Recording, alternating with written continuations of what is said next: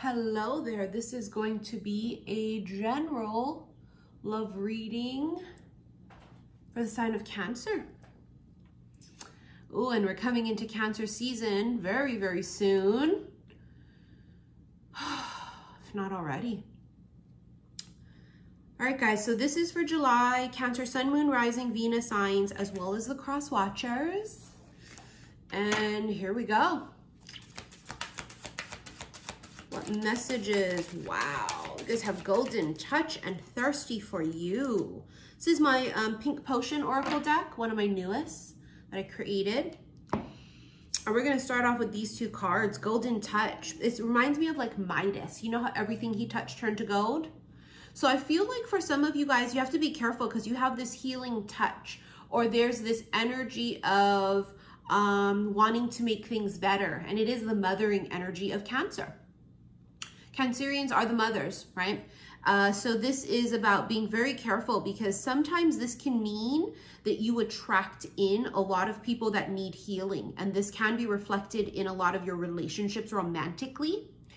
And, you know, you can't save them all. And it's also a subconscious thing too sometimes. But I feel like you've made some kind of an impression on someone. Because with the thirsty for you, meaning, honey, they're thirsty for you. Someone here never got over you.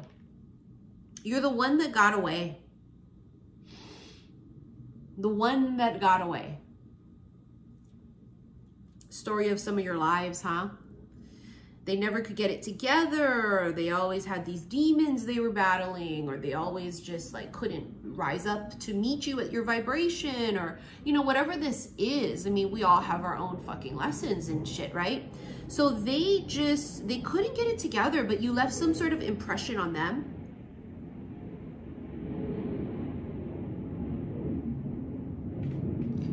They're coming back.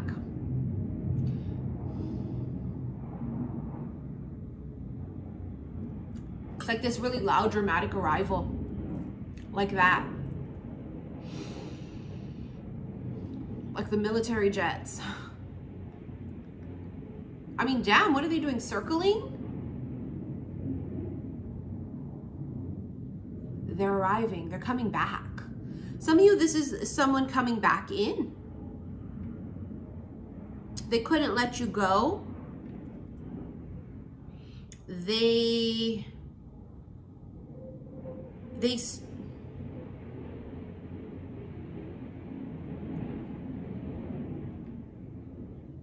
They want you now more than ever. They crave you. They pine for you. They yearn for you. I think they always did, but something recently has changed. I don't know if it's that they saw you.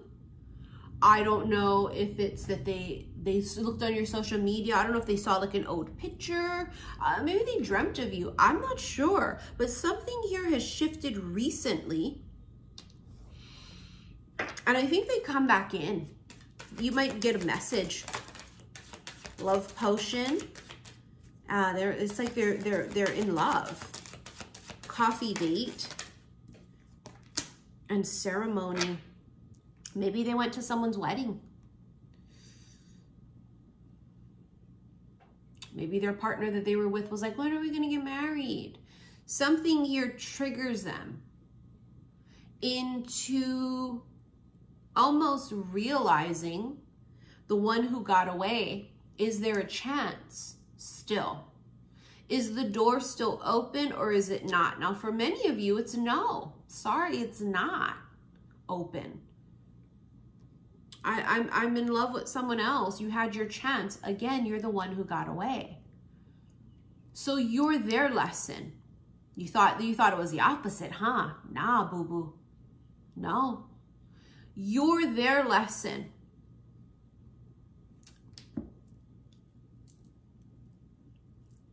Love potion. This love potion energy makes them feel like almost distorted. You know, you have girl power, empowerment, bottom of the deck. So, I mean, it was the whole I love you, but I love me more.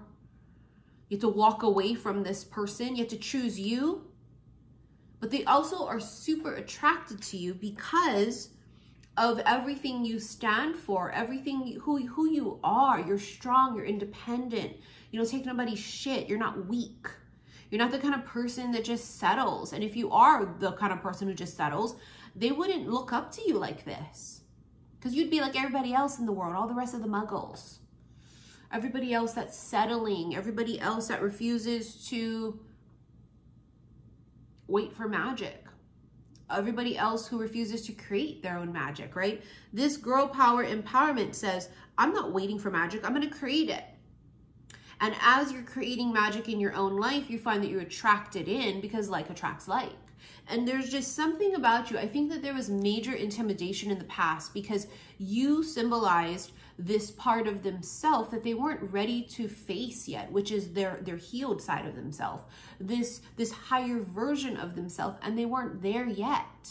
You guys were a mismatch in energy, a mismatch in vibration. The love was there though, the major soul connection, extreme physical attraction, but they couldn't get it together. Coffee date. I feel like they come in and they say shit like, well, could we meet for coffee? Because they know dinner and drinks is pushing it. You'd say, fuck no. You'd be like, fuck no. Even coffee dates pushing it. Especially for those of you that are in a relationship. It'll be, no, I can't. I'm in a relationship and it's just not right to meet you. Just no. Even talking to you right now on the phone is pushing it. What? Intuitively though, I feel like some of you feel like you need to hear what they have to say. And it's not necessarily for closure, because a person who's really empowered, she's already found closure. She doesn't need them to tell her they're sorry because of it. She already found that within herself. She moved on from this. I feel like they want to meet you. They want to get together. They want to have a conversation. They want to see how you're doing. They miss you. And if above all else, it's just, I miss you.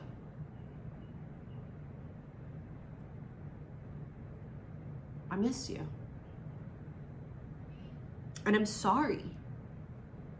And it's too late, I get that, but I just wanted to tell you that. I'm sorry.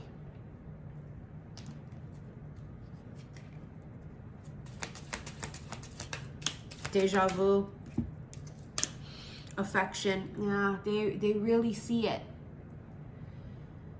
They hear your voice in their head. There's the things that are happening in their life, and it's deja vu. Oh, I remember when me and her did this, and I remember when we used to go and drive. I remember when we sat here. I remember when we had coffee. Remember when we ate here. There's this nostalgia that's being triggered in them to realize that they had extreme, genuine affection for you, but they didn't know how to show it. And for some of you, this is vice versa. Put the shoe where it belongs is general, okay? Whoever this is, they didn't realize how much this would affect them. But at that time in their life, they didn't have enough strength to do this. Not to say that they have it now. But it's the fact of someone feels like their heart is being tugged on and they're missing you. They realize I did love them. And they realize like you were probably the only one that really loved them. Loved them, flaws and all, demons and all. You loved the beast in them. And they see that now. It's really eye-opening. They're having like this existential life crisis of, holy fuck, I really fucked that up. And even if this wasn't a full-blown relationship for some of you guys, right? Let's say that this was just a connection and it never panned out. It never even was able to get to this level of dating. Whatever this was that held them back, that kept them from opening themselves up on a soul level, they're seeing that now because the feeling is still there. And not only is it there, but it's even stronger than it was initially. Something in the air is making them feel feelings. whether regret, whether, I think it's regret. Lush. They are so fucking attracted to you. How open you are. You're open-minded. You're not closed-minded. How you are just this, you're like a big bloomed flower. You've gone through this process of growth. And they don't just look at you and go, oh, well, they've been through a lot of stuff. They look at you and they go, wow, you're like a fucking guru, a spiritual guru. Wow, you've been like on this journey. Like, I don't feel worthy. It's like you're master and I'm student. And you're like, yeah, but the student is a teacher. The teacher is a student. We're all student and teacher. They have this almost like newfound love and appreciation for you that they never had before. They see it now. They see it. Not only do they see it, they feel it. The icing on top. Even more delicious. They've never tasted anything more delicious, or they've never desired anyone more if they've never tasted you.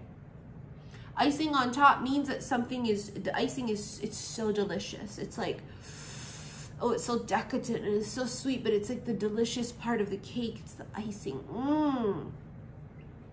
It's like the cherry on top. And they see that now. You've made this lasting mark and impression on them, even if this was not a full-blown fucking relationship. Imagine that. To have that type of profound connection with a person that you've never even been in a relationship with. Lit match. That's that spark. It was always there, but it's even stronger now, and it's undeniable. Lit match talks about spark, creation, and a new beginning. And I think that there has been this rekindling. Something inside of them has sparked again. And it could literally be the spark of realization. But I don't know. I think that they see it. They see you. They see it. Maybe they're with someone and they look at them and they realize, like, wow, you'll never be them. You'll never be her. You'll never be him.